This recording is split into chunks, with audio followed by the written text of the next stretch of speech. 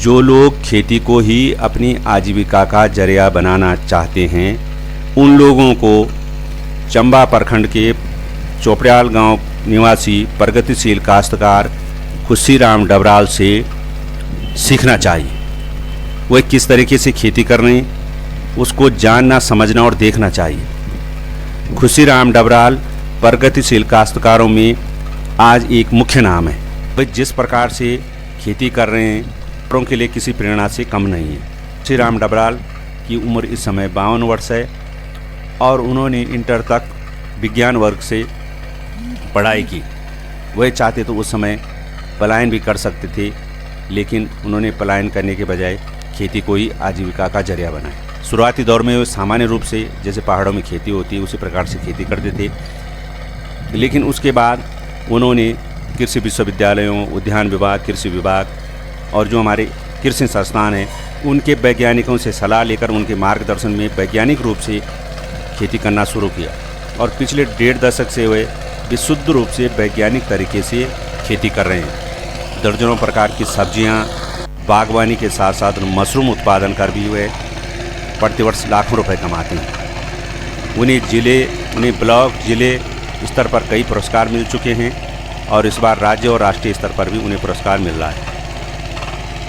खुशीराम डबराल जिस भूमि पर खेती करते हैं वह असिंचित भूमि है।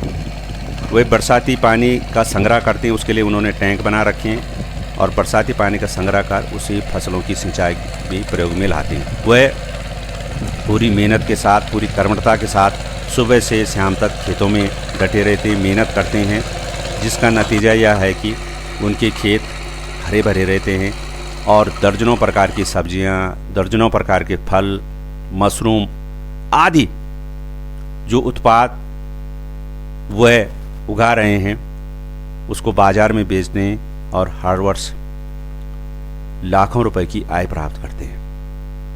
वह उन लोगों के लिए प्रेरणा स्रोत हैं जो निश्चित रूप से पहाड़ में रहकर अपने खेतों को आबाद करना चाहते हैं और वहाँ खेती के जरिए अपनी आजीविका चलाना चाहते हैं। वैज्ञानिकों और विशेषज्ञों की नज़र उन पर रहती है और उनके खेतों को, उनके काम को देखने के लिए जिला स्तर से लेकर प्रदेश स्तर के सचिव तक समय समय पर वहाँ आते रहते हैं। शोधार्थी और विद्यार्थी भी उनके काम को देखने समझने के लिए वहाँ आते हैं और उनसे बहुत कुछ सीखते हैं। तो कुल मिलाकर देखें तो खुशीराम डबराल एक काश्तकार के साथ साथ एक वैज्ञानिक भी है, इसलिए उनसे खेती के नए नए तौर तरीके सीखकर बहुत कुछ किया जा सकता है।